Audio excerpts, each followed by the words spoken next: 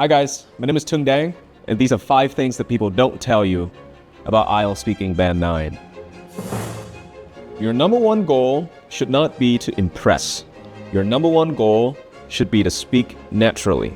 You gotta have enough language to be able to carry on a conversation in a relaxed, genuine manner.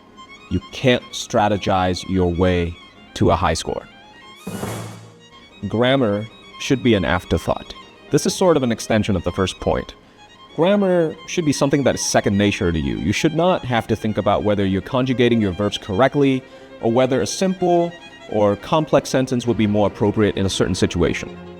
Grammar is the conduit. It's like the electrical grid. It's the invisible infrastructure that allows you to organically, seamlessly, effortlessly, instantaneously convey what is in here through here. There's no such thing as fancy vocabulary. There's the right word, the almost right word, and the wrong word. A lot of the lexical items that people like to flaunt when they're delivering an IELTS speaking test are either almost right or outright wrong. The truly excellent candidate is always self-assured that his diction is measured, thoughtful, articulate, but appropriate. You don't always have to be comfortable with the topic to deliver good answers.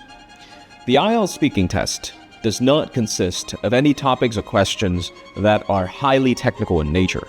You don't have to be an expert, nor do you need to possess any sort of specialized knowledge in order to succeed in the test. But sometimes you do get asked questions that you don't normally think about. Questions like, is your country a cash-centric society? Or should people be encouraged to travel less because of the enormous environmental footprint of travel? When you get asked questions like these, you might be stumped, and that's perfectly normal. You don't have to be comfortable with these questions, you just gotta be comfortable with your temporary ignorance, if you will, on the topic, and try to figure out what you think about it by talking about it. Don't be too reliant on contrived phrases like, oh, that's an interesting question. Just start talking, and it'll get easier, I promise. The only way to guarantee a certain band score is to be overqualified for that band score. You want 9? You should aspire to speak like an educated native speaker, not like other Niners. If you focus too much on whether you're good enough for a certain band score, chances are you're going to be met with disappointment. The test is not perfect by any means. Sometimes you get a worse score than a person who is not as proficient as you are. Sometimes you get a higher score than the performance that you give in the test room.